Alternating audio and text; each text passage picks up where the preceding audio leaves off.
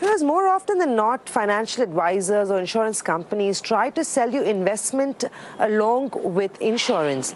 Now, I know while these are two very different objectives, more often than not, they're sold or bought by individuals, together. Is that advisable? Because I believe you've always said this, right, that these are two objectives that need to be kept separate, and that's the best way to do it.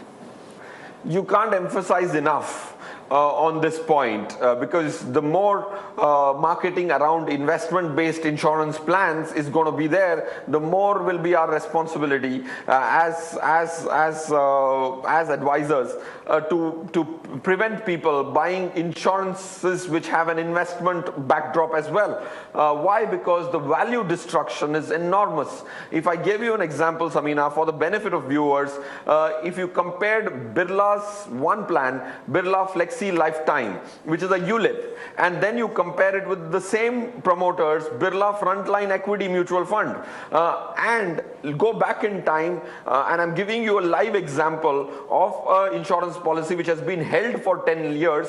If you invested 2 lakh rupees per year in 2007, 2008 and 2009 and left it as is, the insurance policy would have got you to 8 lakh rupees approximately, which is only a 2.5% return an annum. If you would have done the same thing with Birla Frontline Equity, which is a similar company, at least promoted by the Birlas, but went into Birla Frontline Equity, you would be left with 21 lakh 98,000 as against 8 lakh rupees for the 6 lakhs you invested.